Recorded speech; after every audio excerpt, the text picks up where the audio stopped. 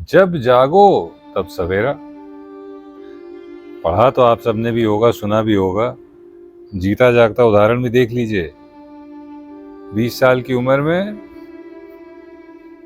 Rejection, नहीं handle कर पाए, शराब पीने लगे।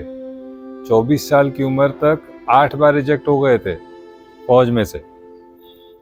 हर रिजेक्शन शराब की तरफ और धकेलता चला गया। 24 साल की उम्र तक ये हाल हो गया था कि सुबह आंख खोलने के लिए भी शराब चाहिए होती थी। 26 साल की उम्र में पैंक्रियास फट गए, अस्पताल पहुंच गए।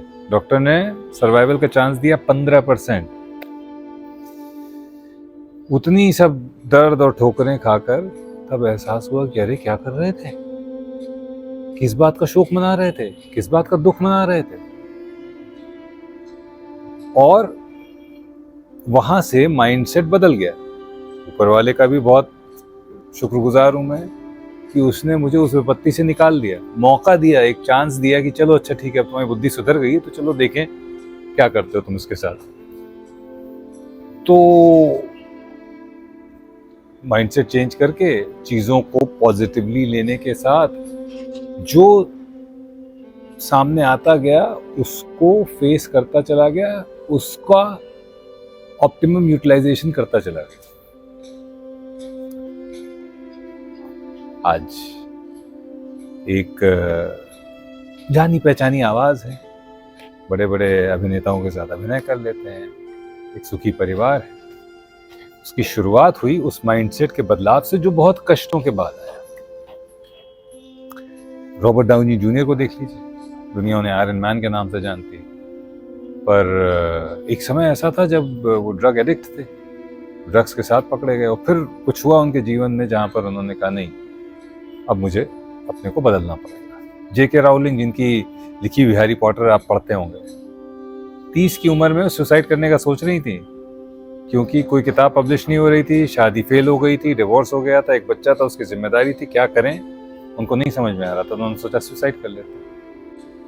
आप जिस परिस्थिति में अभी हैं उस परिस्थिति में हमेशा नहीं रहेंगे, इस बात की समझ होना बहुत जरूरी है। और इस बात की समझ होना बहुत जरूरी है कि इस परिस्थिति, जिस परिस्थिति में आप अभी हैं उसमें आप हमेशा नहीं रहेंगे। उसका सिर्फ और सिर्फ एक रास्ता है, वो ये है कि निरंतर प्रयास करते रहें। आज सब कुछ छोड़ छाड़ के बैठ जाना, निराशा को अपना लेना, आत्महत्या के बारे में सोचना, ये रास्ता नहीं है। This is not the way out. अभी फिर मैंने एक बड़ी डिस्टर्बिंग चीज पढ़ी कि आईआईटी कानपुर में शायद फिर किसी एक रिसर्च स्कॉलर ने सुसाइड कर लिया। जिंदगी से इस तरह हारना ये सोल्यूशन नहीं है।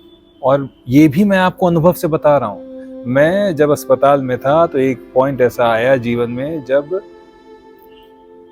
एक रात ऐसी थी जहां पर मृत्यु एकदम नजदीक, यहां पर आ गई मृत्यु, और लगा कि अब नहीं, अब बस, अब खत्म। तो जानते हैं जब वो, और उस मृत्यु को मैं पिछले 4 साल से चेज कर रहा था क्योंकि आत्महत्या करने की हिम्मत नहीं थी। तो मैंने सोचा स्लो डेथ, शराब को स्लो डेथ के रूप में मैंने लिया। पर जब वो डेथ सामने आई तो उसका बीभत्स चेहरा देखकर मन विचलित नहीं हो गया। मन में सिर्फ और सिर्फ रिग्रेट था कि मैंने ऐसा क्यों किया। मैं लकी था, ईश्वर ने मुझे दूसरा मौका दिया। आपको मौका मिले ना मिले, इसलिए वो मौका ही ईश्वर को मत दीजिए कि आपको दूसरा मौका देना पड़े। Just keep working on yourself, just keep fighting the circumstances, whatever circumstances you are in. हर इंसान के ध्यान रखिएगा, सर्कमस्टेंसेस यूनिक होते हैं, उसकी परेशानियां यूनिक होती हैं, लेकिन सबका समाधान सिर्फ एक ही है, उनका सामना करना, उनसे लड़ना और उनसे बाहर निकलना। आप अपने जीवन की परेशानियां शेयर करिए मुझसे, मैं देखता हूँ कहाँ मैं मदद कर सकता हूँ। बताइए मुझे कमेंट सेक्शन में। मिलते हैं कमेंट सेक्शन में। याद रखिए, पॉजिटिव माइंडसेट, सिर्फ वो सोच का बदलाव बस जरूरी है और कुछ नहीं।